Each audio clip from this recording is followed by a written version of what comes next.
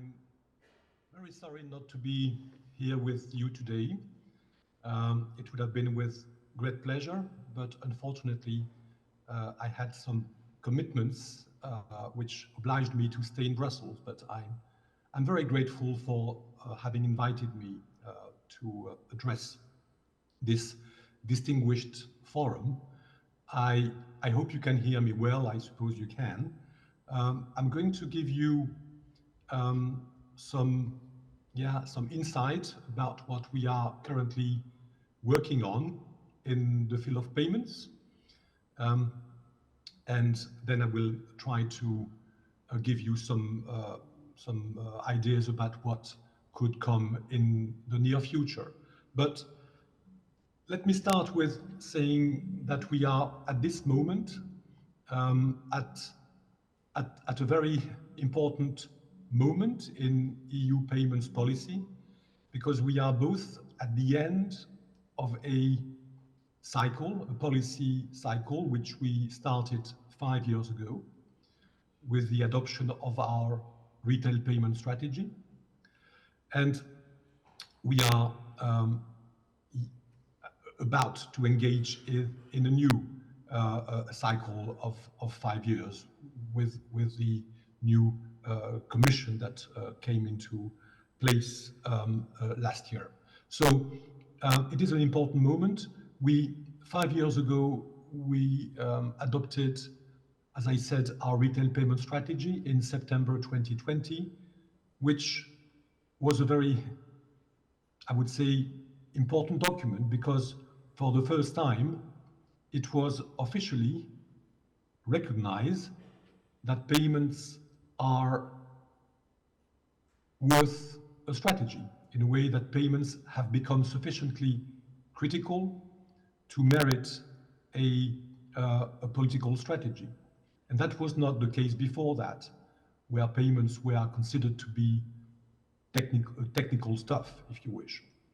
So now, payments have acquired a level of importance which is quite high and very well deserved, because everyone can see in this challenging geopolitical environment that we live in, we can all see the importance that payments can take, and how payments can become a quasi-weapon when you want to be aggressive with other jurisdictions.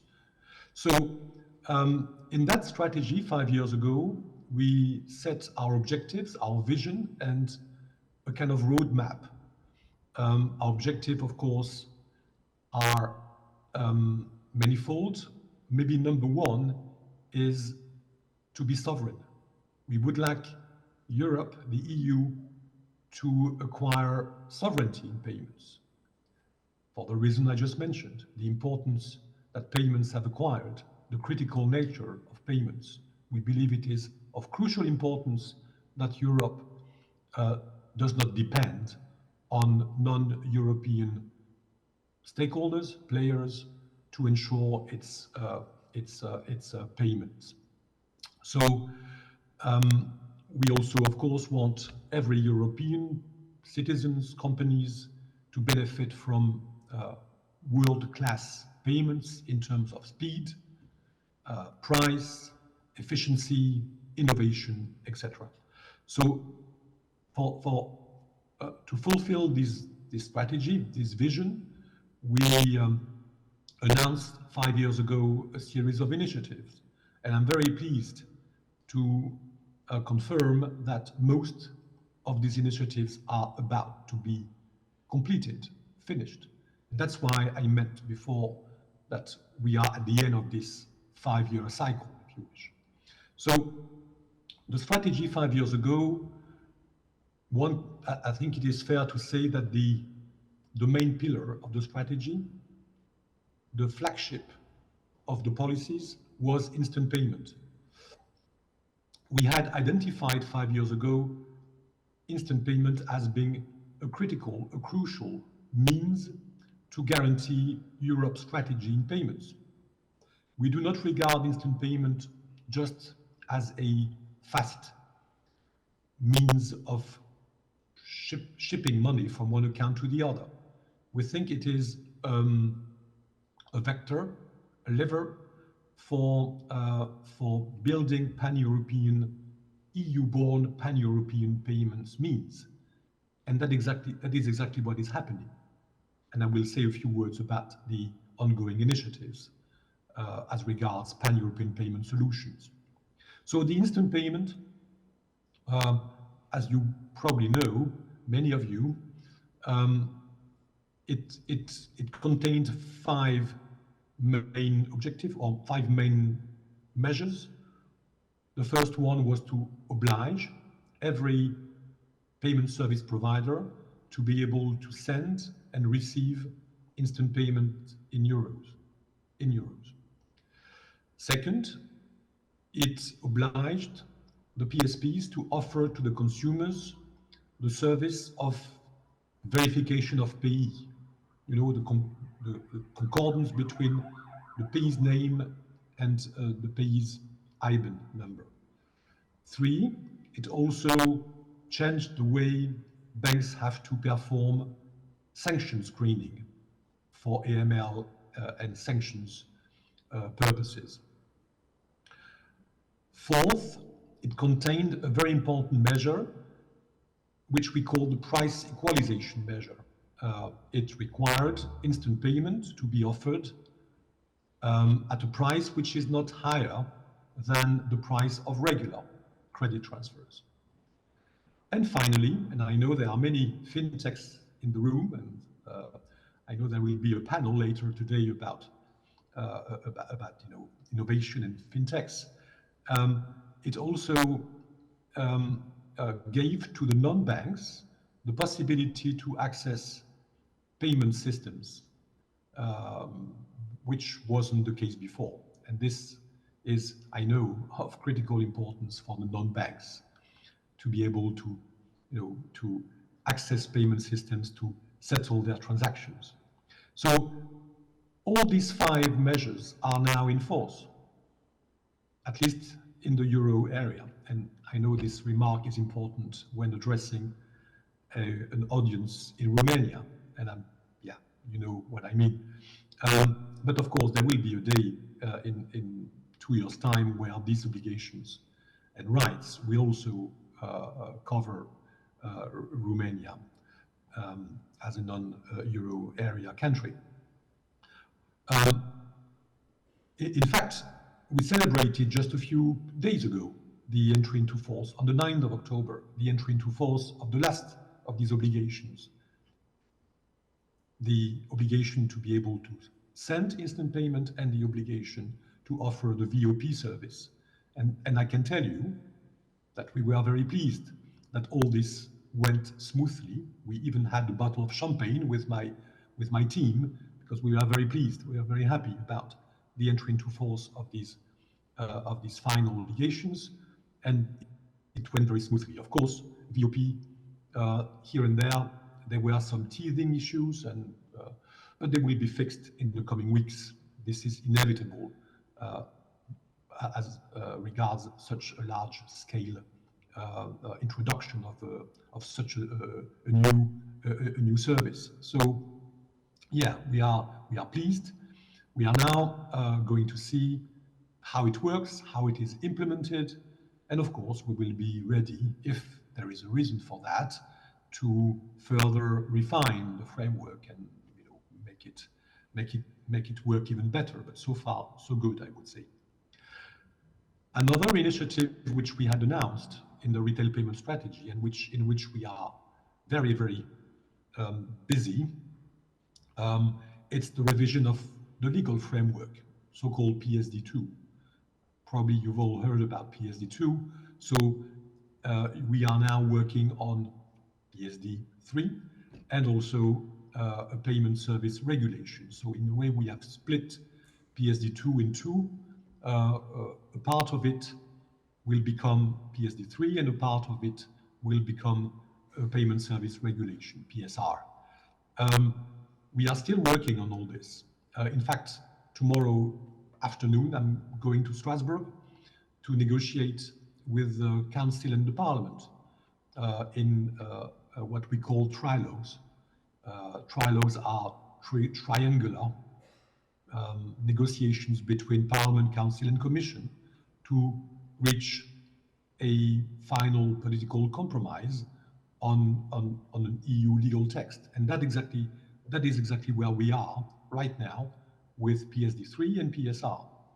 And I'm quite hopeful, but of course, one has to be cautious, but I'm quite hopeful that by Christmas, that means 2 months' time, we should be happy and celebrated and maybe drinking another bottle of champagne to celebrate the end of the, I would say, to celebrate the adoption of a political agreement between the three institutions. But we are not there yet.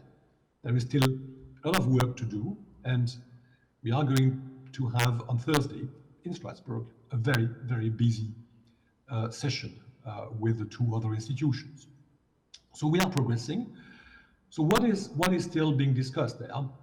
Well, it will not surprise you if I tell you that the number one topic for discussion is fraud, the fight against payment fraud.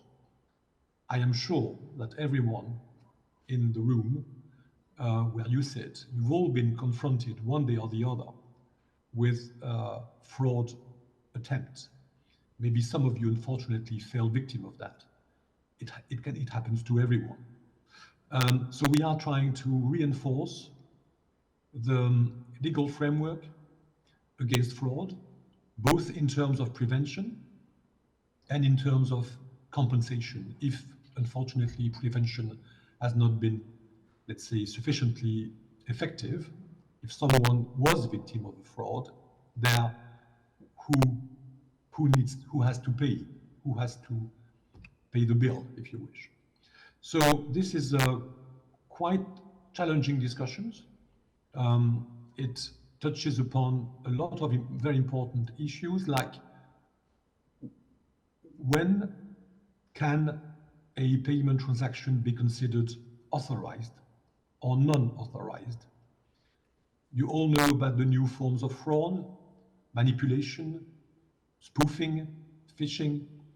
So in many situations, the poor victim has authorized a transaction because this poor person thought he or she was dealing with a legitimate trader, merchant, administration, whatever. But in fact, it was a fraud. But at the time of signing the execution, the person was still convinced that he or she was not being defrauded. So is this authorized? Is this unauthorized? This is exactly the kind of thing we are discussing. Also, another thing we are discussing is everyone can see now that the payment fraud, or the payment chain rather, the payment chain has become more complex. And therefore the payment fraud chain has become also complex. A very large number of frauds today start somewhere as a scam on the internet, on a social media, or with a phone call, or with an SMS. So in a way, some telecommunication networks or some platforms are used to commit scams and fraud. And then at the end of the chain, there will be a fraudulent payment. But it all started off somewhere upstream on a platform, on Google, on Facebook, so it is one of our challenges to try to see what is the responsibility of the various players. Who should pay in the end if the transaction is unauthorized? Should it be the bank? And the bank will say, well, it's not my fault. You know, these people there, this platform, this social media, they should be more careful. After all, the scam was possible because they were not vigilant. And then sometimes this platform will say, well, No, it's you, bank. You should not have as a client fraudsters. You should be a bit more vigilant about who you bank with. And also you should warn your clients better. So you see what I mean. It's a kind of a complex discussion, and a very complex balance to be found. So yeah, these are the kind of topics we are discussing. Also, we are discussing how one reinforces the prevention tools, because I think we can all agree prevention is the key. Prevention is the first line of defense. If prevention is perfect, there is no point in discussing financial redress, because there would be no fraud. They will have been prevented. I know it's a dream, but let's hope one day it can come true, and maybe AI can help. And I know also that there will be discussions on AI today. Yeah, we are trying to see how we can help. I mentioned VOP before. We are also discussing about limiting, having spending limits. We are discussing having more transaction monitoring, more efficient transaction monitoring. We are also discussing about how to reinforce strong customer authentication. We are discussing about more data sharing between the banks, for example, to share important information about possible fraudsters.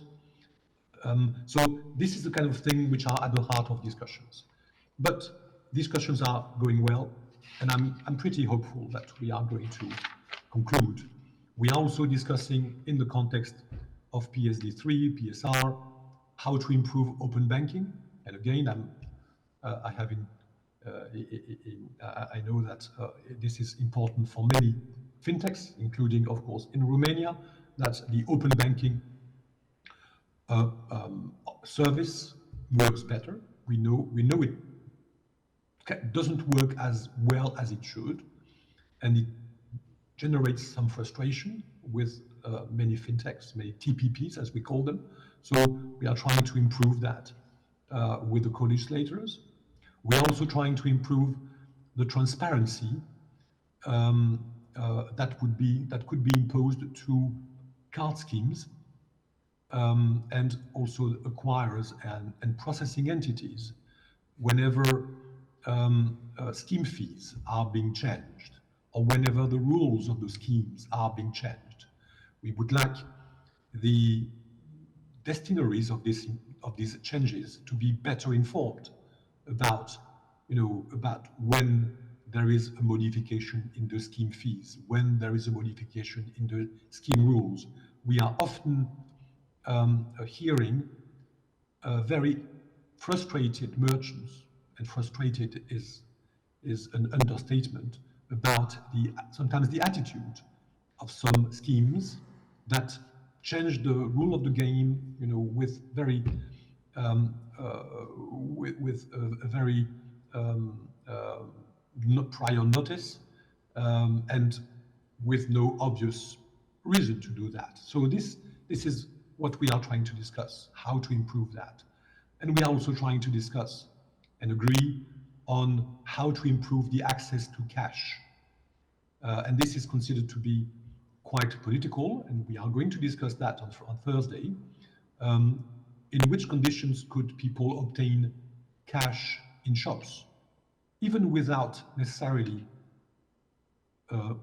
having some purchases in the shop, in a way, using the shop as a kind of quasi-ATM to withdraw cash from the shop. And this is, believe me, important in some member states, especially member states which are big, with a lot of remote areas where there are not many classical ways of getting cash, like ATMs.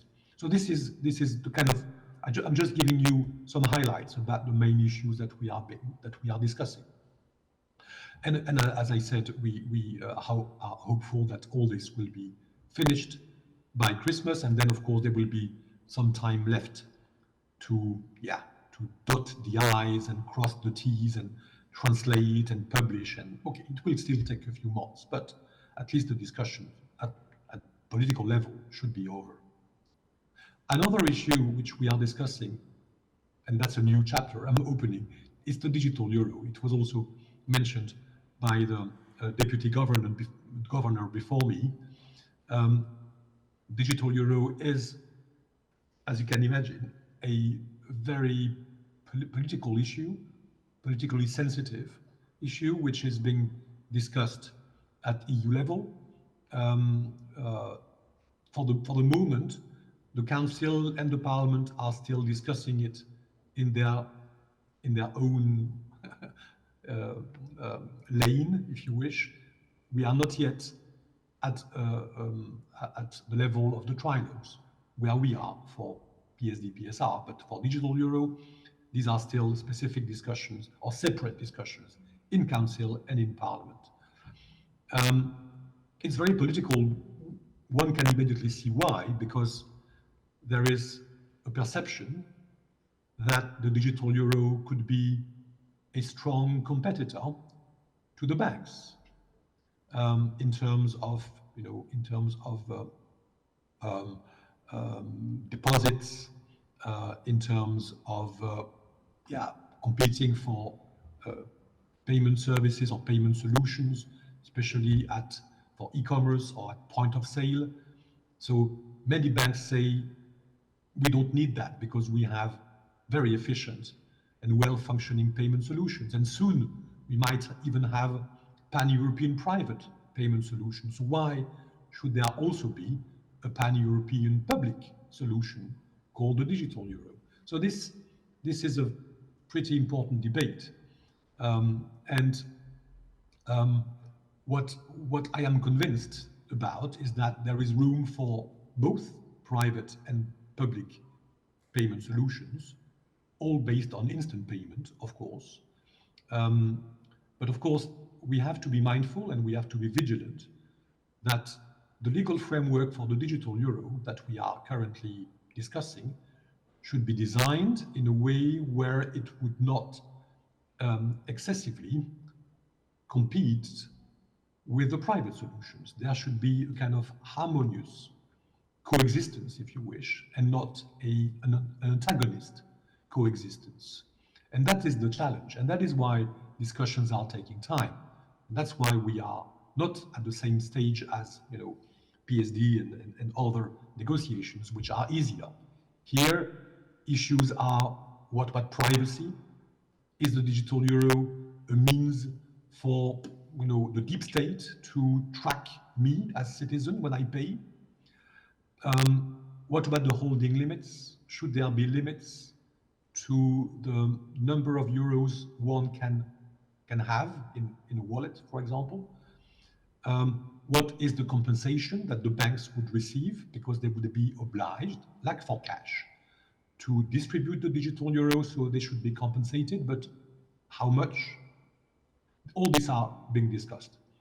And currently, there are discussions in the parliament with a rapporteur, a Spanish rapporteur, who is quite concerned about the possible implication of the digital euro. I think he has been quite vocal about this. And on the other hand, in the council, there are discussions on the things I just mentioned: privacy, holding limits, compensation. Let's see where this will lead. There will be one day or the other an agreement, because I think everyone agrees that the digital euro is on its rails. The train has left the station, if you wish. But when is the train going to arrive in the destination station is still being discussed, and how many carriages there will be, and what will be their shape and color and form. All this is being discussed. But my view, my position is that, and the ECB has been quite clear about that, there will be a digital euro no matter what. So it will have to, peacefully, harmoniously, exist in the landscape, in the EU payments landscape, which is quite vibrant. So yes, this landscape I just mentioned, where are we as regards pan-European payment solutions? For a very, very long time, there was nothing, only a cemetery of failed, aborted initiatives. They all failed in the past because the planets were never aligned. There was always something wrong, something missing. Now, times have changed. We have some initiatives, and I'm not talking about the digital euro, we have some initiatives in the private field which are quite, promising, I would say. One is called EPI, an EPI European Payments Initiative, which groups 16 of the largest banks, plus processors and acquirers of I would say, European scale and size, have been working together for about 5 years, even more than 5 years. And now they have launched a product which is called Wero, which is already available in France, Belgium, and Germany, and soon will be available in Luxembourg and the Netherlands. And for the time being, it is mostly used for peer-to-peer payments, and it soon will also be available for e-commerce and for payments in shops. And this groups, for the time being, 5 countries. But there is another initiative called Europa, European Payments Alliance, which groups other banking communities in Italy, in Spain, in Portugal, and now also in Denmark, and also in where else? Well, in Poland, I think, with Blick, and also in Greece with Iris. So, and this is an initiative based on interoperability of the various mobile payment solutions that exist in these countries. And what is happening now is that the two initiatives, EPI Wero and Europa, are now talking to each other to try to see how they can, in a way, join forces, maybe not merge, but find a way for their respective initiatives to work together. Because what they want, in reality, is to offer an alternative to the digital euro, which would be private and which would coexist with the digital euro, but compete with it. So that's the picture. And I mean, I know, because they've publicly said that their discussions are quite successful right now, these two projects. This is very important. This is very important for Romania, also one day. I know that the Polish mobile payment solution Blick is also active in Romania. So that could bring Romania within the remit of these initiatives. And yeah, this is something which really needs to be followed. We are following this. Of course, we are also following the digital euro, and we are trying to negotiate this legal framework for the digital euro. But at the same time, we are very supportive of these private initiatives with which we are regularly engaging. But there is a call and a need for, let's say, coherence, and we are trying all the time to bring reassurance that the various initiatives that we are launching or that we are supporting can be reconciled and are part of a coherent design whose ultimate purpose is EU sovereignty. And we are convinced that the combined forces of public and private solutions in good partnership will guarantee our EU sovereignty. That is our ultimate goal. So, and of course, part of this discussion now, which is becoming even more complex, is the situation of cryptos, of stable coins, which are also, as you know, progressively entering into the payments field. And this is interesting. This is not at all something we would be scared about. It's something which is interesting and which, in a way, makes our European payments market even more, more vibrant with the emergence of these stable coins, which admittedly everyone knows, are still very much in dollar today. But yeah, we can also see there some initiatives at EU level for EU denominated stable coins, and there was an announcement a few weeks ago about that. So, this is what I wanted to tell you. I wanted to show to you that there's a lot happening in the world of payments in the EU. We've been very busy in the past 5 years, and for the next cycle of 5 years, which is opening up now, well, we want, of course, to finish the job with what is being discussed, digital euro, PSD, PSR, but also we want to be constantly thinking about how to further improve the quality of our European payments landscape. And yeah, and this is a very fascinating and challenging task at the same time. We are, of course, always mindful about the risk, about the challenges. We know very well the world we are living in, and you know that well, too.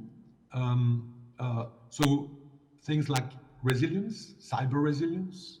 I know again it will be discussed today in your forum. These are also very important things. You know that we have DORA, which is already fully functioning. Of course, for cryptos we have MiCA, which is also in force. So we have put a lot of things in force in the past years. Also the digital identity. I could mention many other things, but maybe you will invite me another time so that I can finish and talk about all the things.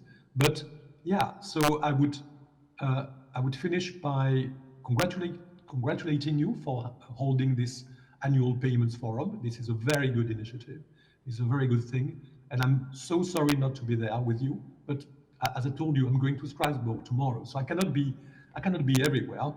But I'm with you in thoughts, and I wish you a very successful and productive session. I'm impatient to see what was said. Maybe I will see a few posts on LinkedIn about how it went. But yeah, so I'm wishing you a very good day, and I'm saying goodbye, thanking you again. I don't know to whom I give the floor, but thank you and goodbye, and have a good day.